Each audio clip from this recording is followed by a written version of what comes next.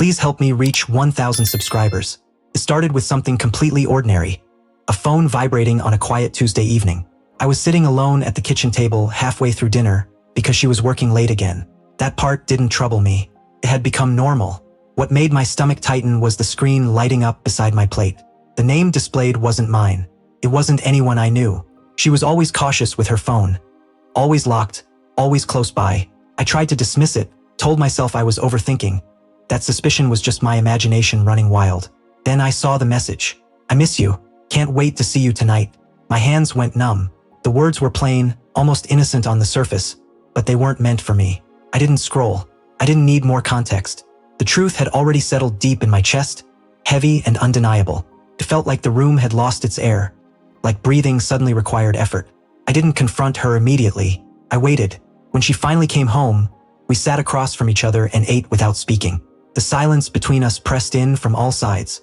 She checked her phone more than once, like it held something she was afraid of losing. I wanted to ask her then. I wanted to break the quiet wide open, but I stayed still, hoping guilt might force honesty out of her. It never did. When I stood to clear the table, the realization hit me with painful clarity. There would be no confession. No apology. No truce. She wasn't going to give me what I needed. So I made a decision. I didn't shout. I didn't accuse. I grabbed my jacket, picked up my keys, and walked out. No goodbye. No explanation. Just silence. For the first time in a long time, the choice felt entirely mine. I refused to remain in a life stitched together by lies. I refused to be an afterthought in my own relationship. The place I moved into afterward was small and bare, but it was mine.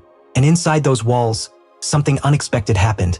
I felt lighter, free from pretending, free from doubt, free from the constant ache of knowing something was wrong and choosing to ignore it. I threw myself into work. I kept my distance from friends. I didn't want sympathy or reassurance.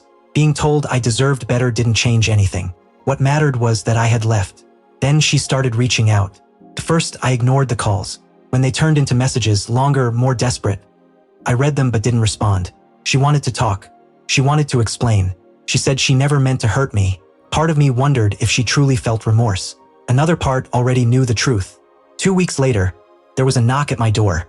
I almost ignored it, convinced it was a mistake. Then I heard her voice. Please, just open the door. I stood frozen, hoping she would leave. She didn't. The knocking grew louder. Then she said she'd been waiting for me to come back. I opened the door, not to invite her in, but to finally see her clearly. She looked exhausted, smaller somehow. Her eyes were red, her makeup streaked, her hands trembling as she tried to hold herself together.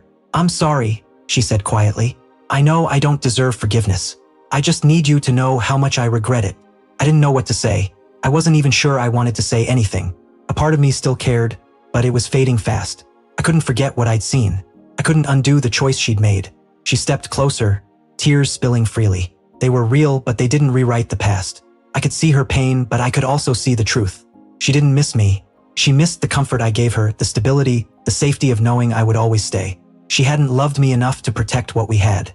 She just didn't want to lose it now. I searched myself for the love I once felt. All I found was emptiness.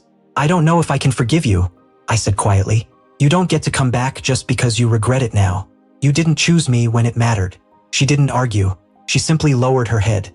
I think it's too late, I said. Then I closed the door. Closure doesn't come from the person who breaks you. It comes from walking away and realizing your peace doesn't depend on their understanding. Sometimes healing isn't about them seeing what they lost. It's about finally seeing that you were enough all along.